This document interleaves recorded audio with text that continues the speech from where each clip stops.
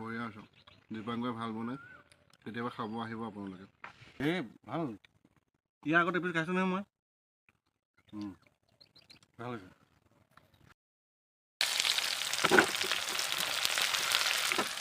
পুৰাকৈ গ্ৰেইণ্ড কৰি ল'ম মিক্সাৰত এতিয়া নমস্কাৰ বন্ধু বান্ধৱীসকল আজি মই এটা আপোনালোকৰ আগত তিল গাহৰিৰ মাংসৰ ৰেচিপি লৈ আহিছোঁ পুখুৰীৰ পাৰৰ পৰা আহকচোন একেলগে মিলি আমি আজি এটা তিল গাহৰিৰ মাংসৰ ৰেচিপি বনাওঁ দেই এয়া আমাৰ মই গাহৰিটো বইল কৰি ল'লোঁ পিঁয়াজটো এনেকৈ কাটা হৈ আছে তাৰপিছত বাকী কি কৰোঁ চাব এয়া তিলখিনি মই এনেকৈ ভাজি লৈছোঁ অলপমান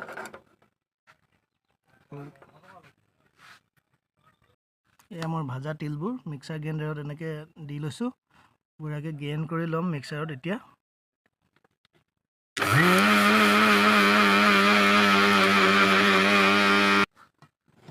চাওক এনেকৈ মিক্সাৰ গ্ৰাইণ্ডাৰত মই এনেকৈ তিলটো মিক্সাৰ কৰি ল'লোঁ গ্ৰাইণ্ড কৰি ল'লোঁ তাৰপিছত মই বনাই আছোঁ চাই থাকক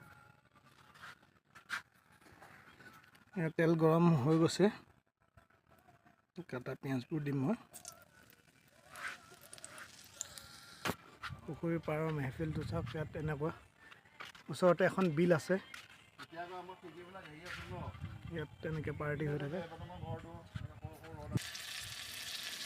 ইয়াত মই কাটা পিঁয়াজবোৰ দি দিওঁ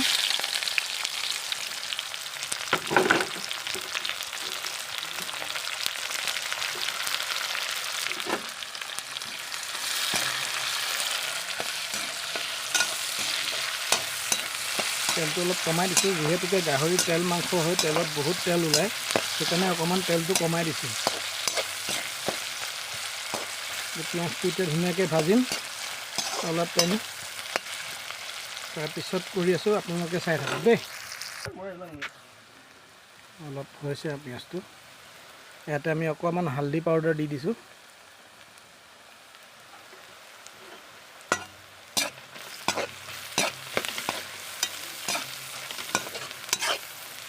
ফিচাৰী পাৰৰ খানা আৰু এনেকুৱাই চিম্পুলকৈ বনিব আৰু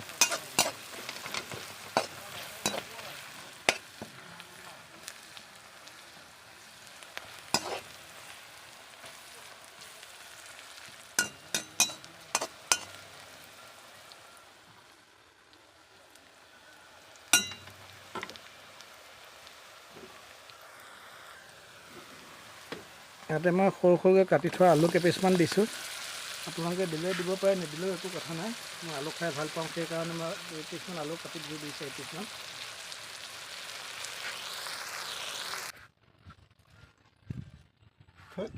কি খাই আছে এইটো হেৰি নেকি এয়া কি বুলি কয় মাছ ফ্ৰাই ন টেষ্ট কৰি আছে আৰু ধুনীয়া আছে না এয়া আমাৰ পুখুৰীৰ পাৰৰ নাযাৰা আমি পুখুৰীৰ পাৰত এনেকৈয়ে থাকোঁ আৰু চবেই মিলি জুলি খাই বৈ এনেকৈ এইবিলাকতো দেই দাদাহঁতে ইয়াতে এনেই বহি আছে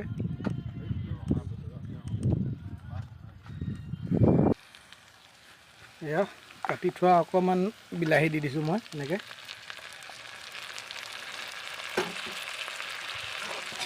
কাটি লৈছোঁ বিলাহী কি ক'ব আমাৰ ষ্টেণ্ড চিষ্টেম নাই কেমেৰা ধৰা মানুহ নাই যেন তেনে বনাইছোঁ আৰু দেই এতিয়া অলমষ্ট গাহৰি দিব পৰা হৈ গৈছে আৰু দেই মানে আপোনাৰ হেৰিটো বিলাহীটো আৰু আলুটো অলপমান ফ্ৰাই হৈ গৈছে ধুনীয়াকৈ পিঁয়াজটোতো ফ্ৰাই হৈ গ'ল এতিয়া আমি দি দিওঁ এই আমাৰ গাহৰিখিনি এইয়া দেই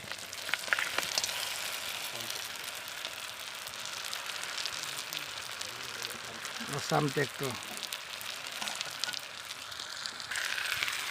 এয়া মই এতিয়া ইয়াতে অকণমান 1 টিস্পুন ৰেড চিলি পাউডাৰ কালাৰৰ কাৰণে আপোনালোকে দিবও পাৰে নিদিবও পাৰে স্কিপ কৰিব পাৰে কোনো প্ৰব্লেম নাই মই মানে কালাৰ খাই ভাল পাওঁ সেইকাৰণে অকণমান মানে 1 টিস্পুন মই ৰেড চিলি এইটো ইউজ কৰিছোঁ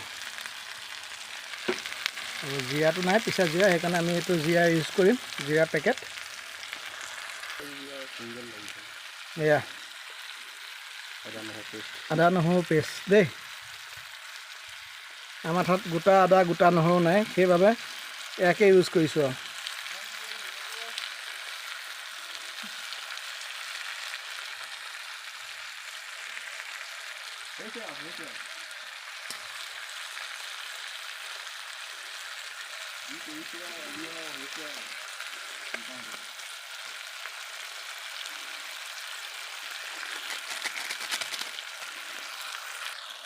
এয়া আমাৰ মানে পৰিস্থিতি সেনেকৈ আদা নহৰু পেকেটৰ পৰা এনেকৈ ৰুকি ৰুকি আদা উলিয়াবলগীয়া হৈছে।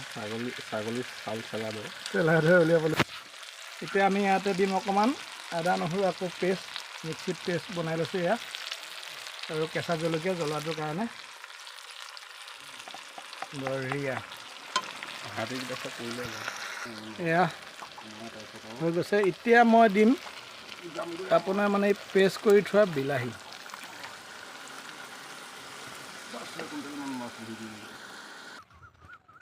এয়া এই আৰু কি ক'ব, দেখিছে নহয় ফিচাৰীৰ নাজাৰাবিলাক এনেকুৱাই। ইয়াতে আমি এনেকৈ জাহা তাহা কিবা এটা কৰি পিনে বনাই কৰি থাকোঁ আৰু দেই। এইখন বোলে এই কেইজন মানুহ দেখিছে নাৱৰীয়া, এই ইয়াত দেখিছে নাৱলৈ মাছ মাৰি আছে। এই চাওক, এই চাওক, কম দামী মোবাইল ভালকৈ যাতে ধৰিব পৰা নাই চাগে।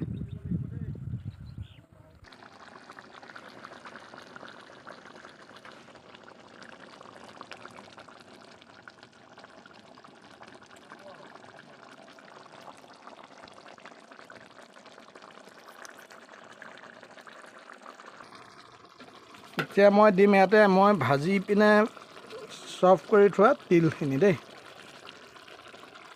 আধা এতিয়া দিছোঁ, আধা অকণ পিছত লৰাই পিনে দিম। অকলশৰীয়া মানুহ এয়া দেই। হৈছেনে?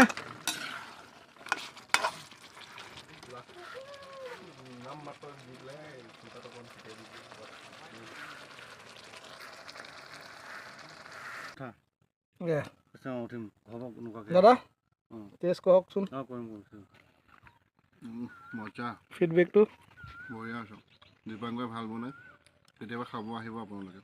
এই ভাল, ইয়াৰ আগত এপিচ খাইছোঁ নহয় মই। ভাল হৈছে।